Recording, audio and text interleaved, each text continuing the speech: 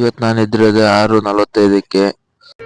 ಇದೊಂದು ಬದುಕಿ, ಇದೊಂದು ಜನ್ಮವೇ, ಎಂತಹ ದುರ್ವಿಧಿ, ಇದೆಂತಹ ದುರ್ವಿಧಿ.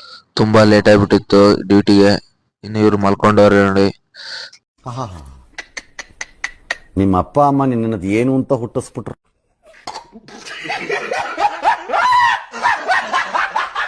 ಸೀದಾ ಎದ್ದು ರೆಡಿ ಆಗ್ಬಿಟ್ಟು ಸೀದಾ ಡ್ಯೂಟಿಗೆ ಅಂತ ಹೋದೆ. ಲೇಟ್ ಆದ ಕಾರಣ ಮ್ಯಾನೇಜರು ಬೈತಾರ ಅನ್ಕೊಂಡೆ, ಆದ್ರೆ ಅವರು ಡೀಸೆಲ್ ಹಾಕ್ತಾ ಇದ್ರು. ಹಂಗ ಹಿಂಗ ಮಾಡ್ಕೊಂಡ್ಬಿಟ್ಟು 9 ಗಂಟೆವರೆಗೂ ಮಾಡ್ಬಿಟ್ಟು ಊಟಕ್ಕಂತ ಹೋದೆ. 2 hours later. ಮಧ್ಯಾಹ್ನ ಆಗಿತ್ತು ಇವತ್ತು. ಅದಕ್ಕೋಸ್ಕರ ಇವ್ರ ಹತ್ರ ಹೋಗಿದ್ದೆ. ಇವರು ನಮ್ಮವರೇನೆ. ಇವ್ರು ಬಂದ್ಬಿಟ್ಟು ಮ್ಯಾನೇಜರ್, ಇನ್ನೊಬ್ರು ಇದಾರೆ ಮ್ಯಾನೇಜರು.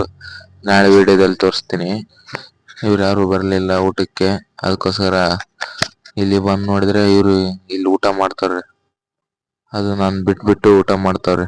ವರ್ಷಗಳಿಂದ ಎದೆಯಲ್ಲಿ ಬೆಂಕಿಯನ್ನು ಇಟ್ಟುಕೊಂಡು ಏನು ಮಾಡದೆ ಆರಿಸಿಕೊಳ್ಳುವುದು.